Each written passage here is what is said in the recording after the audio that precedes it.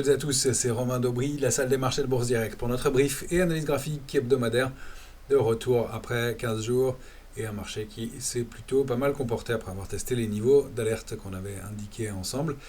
Un début de semaine en manque de momentum pour l'instant, mais un beau rebond la semaine dernière avec une Europe qui surperforme légèrement.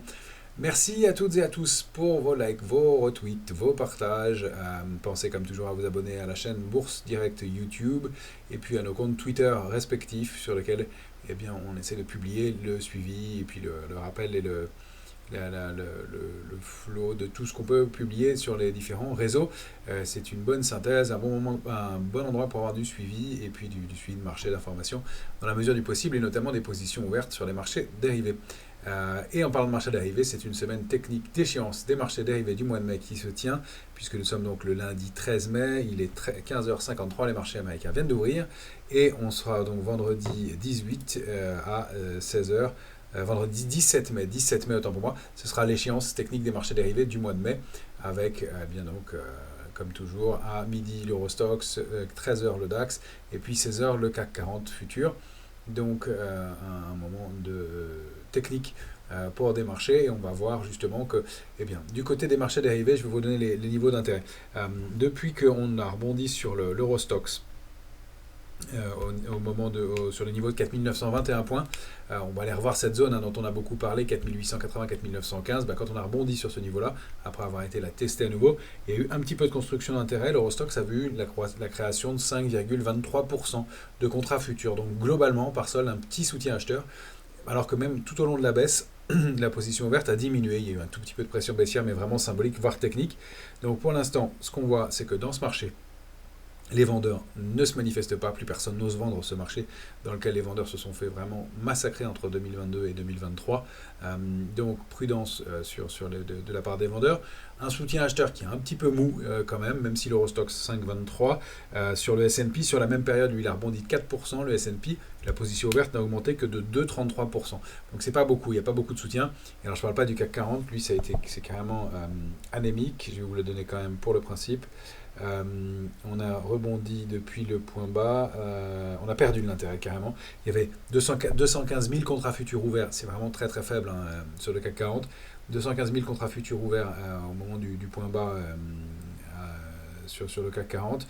Et au fur et à mesure qu'on est remonté, et la position verte a été détruite. Je vous dis une bêtise, il y avait 231 000 contrats futurs ouverts. Pardon, je rentre de vacances, il faut que je reprenne le film. Mais 231 000 contrats futurs ouverts sur le CAC 40 au 2 mai. Alors qu'on valait 7 914 points à la clôture. On a rebondi pour monter vendredi soir à 8 219 points et il n'y avait plus que 201 000 contrats futurs. Ça veut dire 30 000 contrats futurs clôturés pendant le rebond. Le CAC 40 est un petit marché par rapport à l'Eurostoxx ou S&P, mais montre qu'en tout cas, il n'y a pas eu du tout de soutien. Au contraire, destruction d'intérêt sur le mouvement de hausse sur le CAC 40. Donc pas de soutien sur le CAC 40, soutien modeste et plutôt technique à mon sens sur le S&P et l'Eurostoxx. Pour ce qui est des marchés, du ratio de couverture, on a un intérêt qui est pareil moyen sur les options. Ce qu'on peut dire, c'est que on avait des opérateurs qui s'étaient couverts à nouveau avec les premiers warnings et des accélérations baissières. Quand on est allé chercher les niveaux de support, le ratio de couverture était plutôt équilibré à prudent. Là, on repasse dans des niveaux de couverture qui sont assez optimistes. Alors, encore une fois, l'optimisme ne veut pas dire mouvement de baisse, il veut dire que si un élément venait à perturber les marchés, les opérateurs seraient moins prévenus, moins prudents. C'est sur les niveaux actuels, donc autour de 8200 points. Par ailleurs, du côté de l'intérêt sur les options, on constate que sur le CAC 40, on a l'air de ne pas envisager le débordement de 8250 points pour cette échéance du mois de mai. Donc même phénomène que ce qu'on avait pu connaître en début d'année. Soit on bute contre ce niveau, c'est ce qui a l'air de se produire pour l'instant. C'est le scénario que moi je privilégie compte tenu du manque de momentum qu'on peut avoir, même s'il n'y a pas d'alerte majeure. En revanche, si on déborde ce niveau, une accélération peut se mettre en place de façon un peu brutale, comme on l'a connu au mois c'était en janvier, en février, où on a débordé des niveaux techniques, et là, l'accélération s'est mise en place de façon importante, parce que justement, les opérateurs n'envisageaient pas sur les options le débordement de ces niveaux. Pour l'instant, ça n'est pas le cas, et je regardais sur le Eurostoxx, c'est 5100 le niveau, on va aller voir que c'est un niveau charnière, et 5100, les opérateurs n'ont pas l'air de l'envisager, d'envisager le débordement pour l'instant. Voilà ce qui est pour ce qui est du côté des marchés dérivés. Donc un intérêt moyen, légèrement à la main des acheteurs. Euh, Ça laisse penser plutôt à un scénario de range sur les indices. Ça ressemble énormément au scénario qu'on avait connu entre octobre 2022 et puis jusqu'en septembre, octobre 2023. Hein, une accélération haussière d'octobre jusqu'à avril, pause d'avril à septembre, septembre trou d'air, et puis on a retrouvé grâce à ce trou d'air du mois de fin septembre, début octobre, du momentum pour aller réaccélérer à la hausse et former un nouveau plus haut au mois de mars-avril. Et pour l'instant, c'est le scénario qui se met en place à nouveau, même si on a fait légèrement, sensiblement, des nouveaux plus hauts sur les indices européens, notamment le DAX. Alors, les éléments macroéconomiques et micro à suivre cette semaine. Aujourd'hui, on a la réunion de l'Eurogroupe qui commence pour 2 jours. Demain, mardi, l'indice des prix à la consommation, donc chiffre d'inflation en Allemagne, et puis le ZOO, du sentiment des affaires, du sentiment des investisseurs. Et puis aux États-Unis, les prix à la production. Et puis on aura demain à 16h heure de Paris un discours de Jerome Powell à surveiller. Demain aussi, ce sera la publication à Paris de Veolia et aux États-Unis pour la consommation, c'est important, Home Depot qui publiera. Mercredi, on a l'indice des prix à la consommation en France, donc toujours marqueur d'inflation. Et puis, 2 chiffres importants aux États-Unis, les ventes au détail et l'indice des prix à la consommation aux États-Unis. 2 marqueurs d'inflation importants aussi, donc ça va être à surveiller de près. On aura la publication de Cisco, c'est plus symbolique maintenant, c'était un précurseur, maintenant ça reste moins important. Jeudi, on a l'indice de la fête de Philadelphie et puis Walmart qui publiera. Après, Home Depot, toujours dans la consommation. Et on terminera par l'inflation en zone euro, donc l'indice des prix à la consommation toujours. Et Engie, et puis Richemont, dans le secteur du luxe, qui publiera en Suisse. Donc, à surveiller en fin de semaine. Important aussi. Voilà pour le calendrier de cette semaine. Donc pour l'instant, bien moins de momentum, des publications qui sont importantes du côté de l'inflation et une semaine technique d'échéance. Donc on va voir où se trouve l'intérêt. A priori, ça milite pour l'instant pour une petite période de latéralisation. Après quand même 6 séances de hausse d'affilée sur le CAC 40 et un rebond de plus de 3% la semaine dernière. On va aller voir ce que ça peut donner sur les indices américains. Et on va commencer par, comme toujours, notre graphique du S&P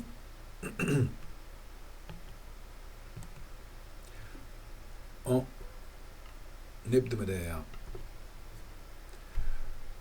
Alors, le S&P, ben, il a quand même donné un signe de force importante. Hein. Le niveau de 4957 qu'on avait bien identifié ensemble a vraiment servi de niveau de support majeur. On a rebondi franchement. Et puis surtout, gap haussier, gap hebdomadaire la semaine dernière, la semaine du 6 mai.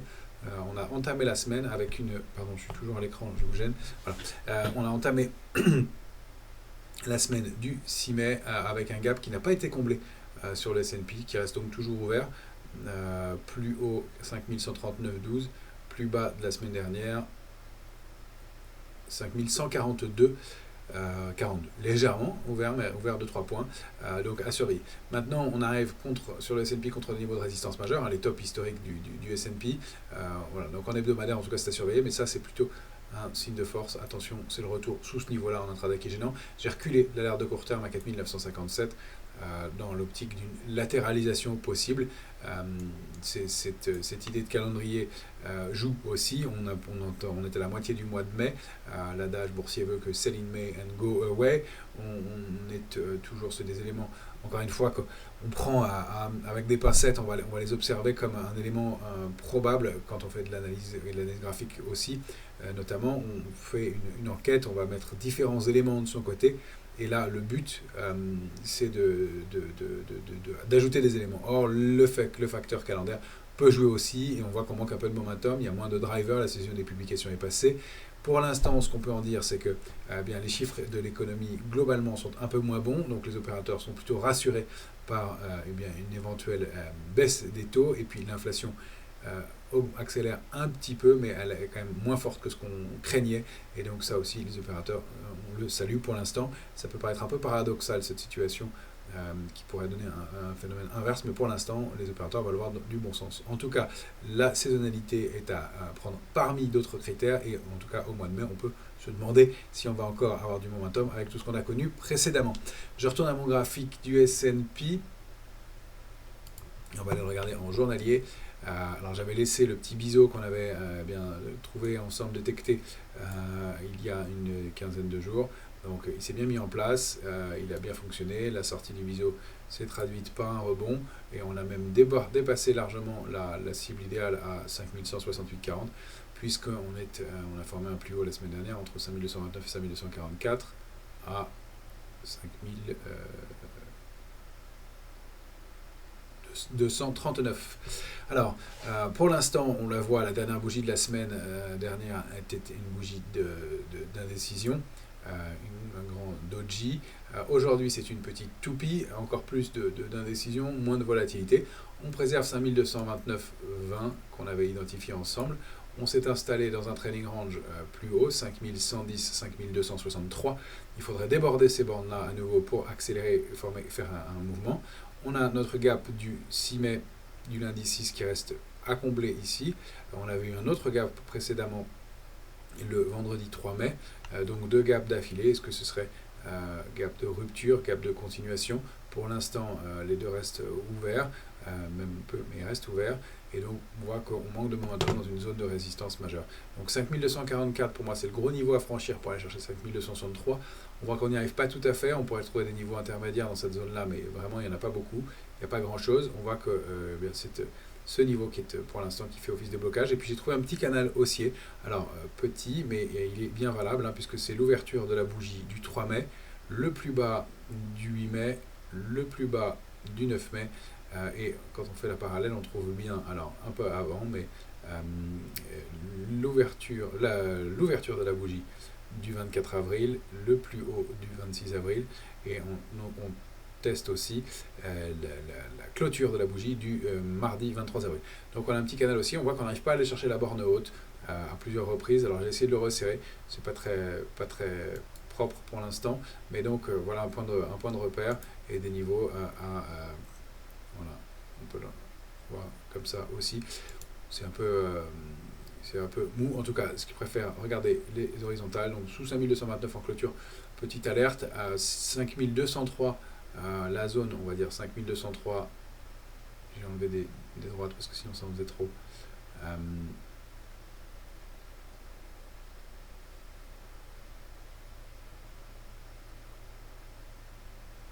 5214, 5203 est vraiment le niveau d'alerte à préserver au risque de rompre cette petite dynamique haussière. On pourrait latéraliser. Si on clôture sous 5203, là, on risque d'accélérer à nouveau et de retourner chercher le bas du range avec ce support majeur à 5139 qui est situé bien dans le pied du fameux gap du 6 mai, avec 5110 comme dernier support avant de passer un mouvement de consolidation plus appuyé. Alors le risque dans ce marché-là, je ne vais pas l'en faire pour tous les graphiques. Voilà, la possibilité, c'est qu'on continue, bien sûr, comme toujours, en débordant 5263 à 5317. Encore une fois, on peut se demander quels vont être les drivers alors que la session des publications est passée. Mais on va le voir peut-être le discours de Powell. Enfin, pour l'instant, le risque en revanche, c'est qu'on assiste à une structure de retournement baissière, soit une latéralisation à 4957, 5263 sont vraiment les bornes larges, et sinon à un petit mouvement de retournement avec une construction en tasse et anse inversée ici, et à la rupture de 4957 qu'on déclenche un mouvement de taille équivalente à ce range-là. Pour l'instant, c'est de l'anticipation, il n'y a rien qui l'indique. On peut tout à fait latéraliser avant. Autre chose qu'on voit, c'est qu'en fait, ceux qui ont bien acheté ne soldent pas leur position, et ça se traduit par un marché qui repaye systématiquement les trous d'air. Alors attention quand même, on va aller le voir ensuite à la volatilité. Et pour le Nasdaq en journalier, qui est ici, on va le regarder en hebdomadaire un instant. Nasdaq 100. Voilà, pareil, niveau d'alerte 16 970 parfaitement testé, rebond qui s'est mis en place, un gap aussi qui reste incomblé, il me semble, plus bas 937, plus haut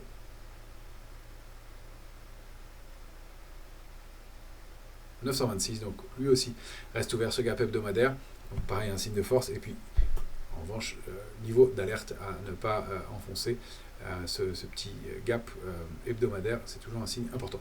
Et puis on a cette oblique baissière qui est visible en hebdomadaire, marquée par les points de la semaine du 18 mars, du 1er avril et de la semaine dernière, donc la semaine du 6 mai. Et là, on est en train de s'attaquer à cette zone-là et on va la retrouver en journalier. C'est pour ça que je vais vous montrer en hebdomadaire. Voilà où se trouve le Nasdaq à l'instant. Voilà où il s'est arrêté la semaine dernière. Donc c'est vraiment le niveau à déborder. Pour la séance, c'est 18 240. Si on passe au-dessus, on a des chances d'aller chercher 18 340, une centaine de points de plus. Et les tops historiques, niveau qu'on n'a jamais réussi à préserver en clôture. Le niveau de 18 340, c'est vraiment une résistance clé pour le Nasdaq. Si on se réinstalle au-dessus en clôture, il y a des chances d'accélérer, de dupliquer le range par le haut, 18 868 et pourquoi pas des extensions. À 19 025, on n'y est pas encore. D'autant plus qu'on a peut-être ce petit épuisement qui se met en place dans le rebond avec des gaps à combler, plusieurs en journalier ici. Et donc peut-être le pied de ce gap, donc au niveau de consolidation idéale, 17 775. En plus, on voit que c'est un niveau autour duquel on a construit. Pour l'instant, ça reste haussier, pas d'invalidation. Premier niveau d'alerte, c'est 18 092. On est calé entre 18 340 et 18 092. C'est vraiment le débordement d'un de ces niveaux, notamment en clôture, qui permettrait de donner une indication. Pourquoi je suis sceptique aussi sur la poursuite de la hausse tout de suite, mais encore une fois, c'est un élément de plus, ce n'est pas une certitude. Et bien c'est parce que les volumes sont vraiment très faibles. On va le voir ici. Vous voyez que le rebond se fait avec une divergence de volume qui est assez nette. Je n'ai pas besoin de la montrer plus que ça. Le mouvement de hausse se fait avec un volume qui est quand même assez maigre pour l'instant. Donc attention, prudence avec les marchés qui manquent de dynamisme. Et on va aller voir tout de suite la volatilité. L'indice de volatilité, eh bien, il a été comblé, ce fameux gap. On le voyait comme un scénario probable de hausse des marchés pour aller combler ce fameux gap qui avait été ouvert le 1er avril. Il a été comblé la semaine dernière par plusieurs fois, et notamment lundi 6 mai, justement avec ce gap haussier, donc un phénomène technique. On retourne chercher la borne basse de la zone de complaisance à 12,10 et on ouvre avec un gap haussier à nouveau en ce début de semaine et la volatilité qui prend 6% pour se réinstaller au-delà de ce niveau de support intermédiaire à 13,26. On code 13,38 sur la volatilité à l'instant. Donc regain de volatilité, où est-ce qu'on va aller combler ce petit gap laissé ouvert en ce début de semaine pour bien peut-être former un nouvel appui et aller rechercher un mouvement de hausse de la volatilité, donc de baisse des indices. En tout cas, c'est notre nouveau gap. Celui-ci est comblé. Encore une fois, la théorie des gaps sur la volatilité fonctionne très bien. On voit que les gaps sont toujours comblés sur la volatilité et relativement rapidement. Ça a été le cas ici encore une fois. Donc là, on a un indice de volatilité qui se retend un petit peu. Alors encore une fois, ça va être un niveau. Attention au comblement du gap. C'est le retour sous 12,10 qui enverrait les prix en zone d'euphorie, donc une accélération aussi remarquée. Tant qu'on reste entre 12,10 et 15,40, on est en zone de complaisance. J'ai laissé cette oblique haussière parce qu'elle pourrait être retestée. Elle avait été bien travaillée donc jusqu'à la période du mois de février dernier. Donc attention d'ici là. Et puis il y a une accélération technique haussière. Encore une fois, regardez la perfection. 21,62, on a été chercher quasi parfaitement, je crois 21,59, 21,57, le niveau de résistance. Donc bien sûr que techniquement, la volatilité joue beaucoup et est très travaillée, même graphiquement. Je vais vous montrer aussi le Dow Jones, puisque j'ai promis de le montrer de temps en temps à la demande. Donc Dow Jones, et Dow Jones c'est un peu pareil, on a un peu le même genre de configuration. Alors Dow Jones, on a été testé niveau de 37 965, on l'avait indiqué comme un niveau clé. En violet, ce sont des niveaux trimestriels. Je peux dézoomer parce que j'ai un élément intéressant à vous montrer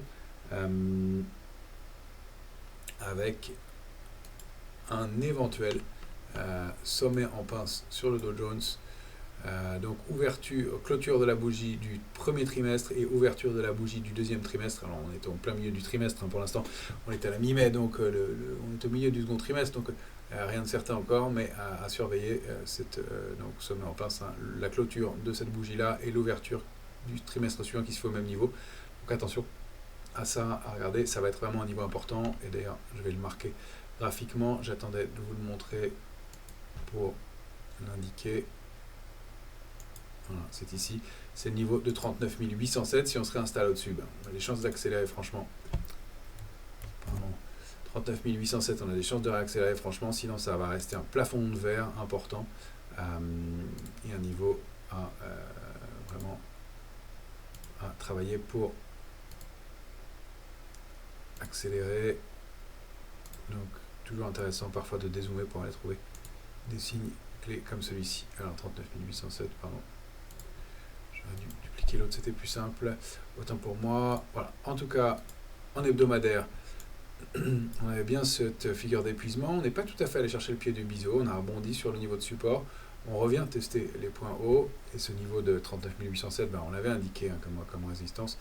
Je l'ai marqué en trimestriel, il est important. Pour l'instant, range 38 730, 39 807, et si on zoome en journalier, on a ce niveau intermédiaire de 39 461 qui a été bien travaillé hein, la semaine dernière. On a ouvert dessus, vendredi, pardon, on a ouvert en dessus. Et là, petite ouverture au-dessus, on voit qu'on manque un peu de momentum et pour aller accélérer. De la même façon que sur le S&P et sur le Nasdaq, eh bien, la hausse se fait avec un volume divergent. À chaque jour qui passe, le volume baisse. Ce n'est pas un signe de baisse en soi, mais c'est un signe de possible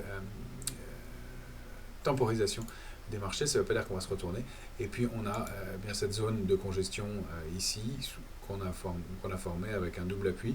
La ligne de coup ici qui était débordée. Et puis donc je l'avais préparé aussi pour vous montrer la cible idéale. C'était la duplication de ce mouvement par le haut et on l'a légèrement débordé aussi. Voilà.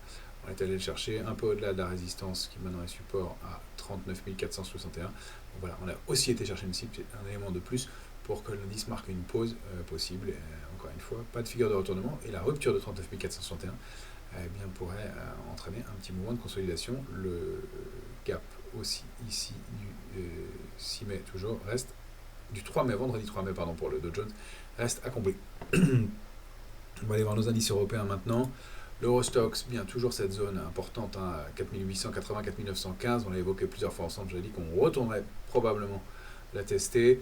L'échéance des marchés dérivés, eh bien, on a fait ce pivot entre les deux. L'échéance dernière a servi de point d'appui et de point d'entrée, même si le premier bond a été avorté. C'est le deuxième, celui de la semaine du 3 mai, et à partir du 2 au 3 mai, qu'on a pu former ce rebond. Pareil, encore une fois, avec des volumes qui sont légers, un intérêt acheteur, donc on le disait, à partir de ce mouvement-là, 5% de hausse de la position verte, c'est pas énorme, mais ça reste du soutien. Des gaps qui sont comblés au fur et à mesure, donc ça c'est plutôt signe de solidité. Attention à ce gap là qui n'a pas été comblé. Si on repasse en dessous et surtout si on s'installe en dessous donc du haut du gap en clôture, je prends la mèche, 5057,23 et 5046, on a des chances de consolider à nouveau, d'aller chercher au moins 5013. Pour l'instant on est en range en partie haute et on n'a pas de signaux de faiblesse majeurs sur l'Eurostoxx, plutôt un marché un peu sans momentum qui vient de rebondir assez franchement, mais qui bien, semble manquer aussi de peps pour continuer à court terme. Je voulais vous montrer le DAX qui a lui aussi peut-être formé. Attention, j'avais laissé notre ancienne cible 18 794, on est bien allé la chercher. Je voulais l'ajuster avec vous maintenant en temps réel. On va regarder en hebdomadaire. Est-ce qu'on a des éléments complémentaires? Voilà. Donc j'ai tracé des extensions 19 054, pourquoi pas, la duplication du range précédent. Maintenant, ce niveau a été bien testé, mais on voit qu'aussi on a ouvert la semaine dernière, on a clôturé la semaine du 6 mai au même niveau qu'on a ouvert cette semaine pour l'instant. Donc attention au sommet en pince. Ici aussi, c'est pas une configuration graphique très très fiable, le sommet en pince, mais c'est quand même à surveiller parmi d'autres éléments, un peu de divergence. En revanche, un volume sur le DAX qui a été lui plus solide que sur les autres indices. Donc voilà, pour l'instant 18 490, 18 794 avec des extensions à 19 054. L'alerte c'est 18 490, on la voit bien ici. Est-ce que on a d'autres éléments pour l'instant? Non, toujours ce range 18 164, 205 en bas, 18 794 en haut, et avec comme pivot 18 490. Encore une fois, il n'y a pas de drame avant 18 160, tant que 18 164 est préservé en clôture. Et pour l'instant, petit coup d'arrêt contre ce niveau de 18 194 qui reste bien valable. Sur le CAC 40, mais je vous ai réajusté le niveau sur l'indice CAC 40 cash. On avait parlé de 7940 longtemps, je vais le supprimer pour qu'on le voit mieux. Je l'ai laissé quand même parce que c'était une cible majeure des dernières semaines. 7940, on avait aussi indiqué qu'on retournerait le voir. J'ai ajusté les niveaux, c'est 7906 en bas, 8254 en haut. Et pareil, des petites bougies d'indécision. On a été parfaitement comblé le gap laissé ouvert vendredi dernier sur le CAC 40. Bougie d'indécision pour commencer la semaine, mais rien de méchant. Encore une fois, le volume de vendredi a été pas mal d'ailleurs sur l'indice CAC 40 aussi. Les autres jours, c'était un peu moins fort dans ce mouvement de rebond. Et puis on a ce gap ouvert ici au milieu. Attention, donc voilà, surveillez. Et encore une fois, quel pourrait être le momentum pour déborder 8254. Si c'est le cas, la cible suivante c'est 8436 et pourquoi pas 8495 en extension. On peut même voir des mouvements voilà, des niveaux un peu plus hauts. Si on se réinstalle au-delà, bah, voilà, on peut aller chercher des niveaux qui seront proches des 10 000, j'anticipe un peu. Encore une fois, il faudra peut-être des éléments majeurs et nouveaux, les 9000 points. Voilà, on s'approchera des 9000.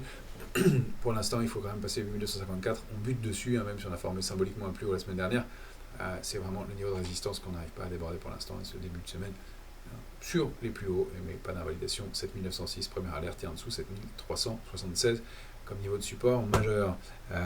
Si on prend le futur CAC 40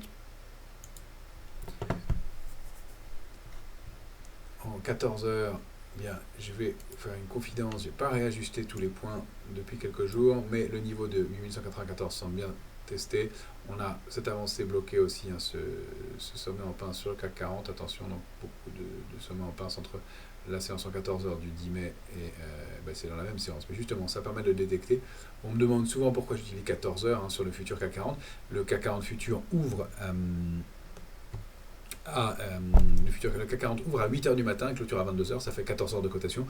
J'ai découpé la séance de cette façon-là, ça permet d'avoir plus de data et des éléments pertinents, et on voit comme aujourd'hui, cette petite configuration et ce sommet en pince, ça fait que ce niveau de résistance va devenir un point clé, 8230 pour les heures à venir. Si on arrive à se réinstaller au-dessus, on va pouvoir accélérer, aller chercher 278, sinon ça va rester notre range 194-230. L'alerte, c'est si on passe sous 8194.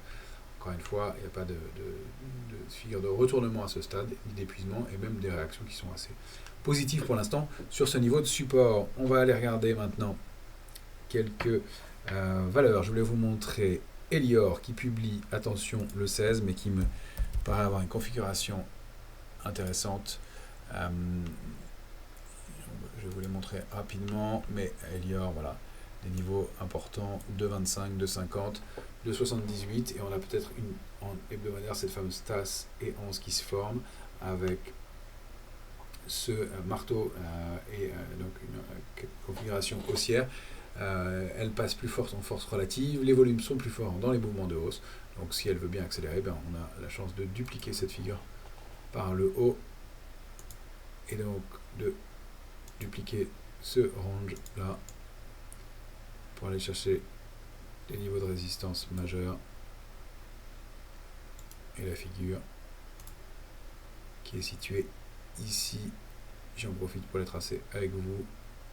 C'est aussi un moyen de vous montrer comment on fonctionne et comment on applique ça.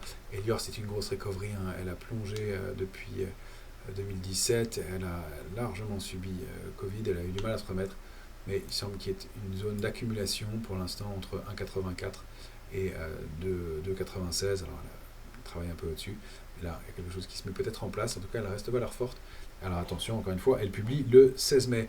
Il y en a une autre que je vais vous montrer, et on n'aura pas beaucoup d'autres valeurs pour aujourd'hui. J'ai cherché pas mal de valeurs. Je n'ai pas trouvé de configuration très positive. C'est Olot Group que je vous montre ici en mensuel. Olot Group, donc, qui a déjà publié et qui s'installe dans un range de 12, de 65.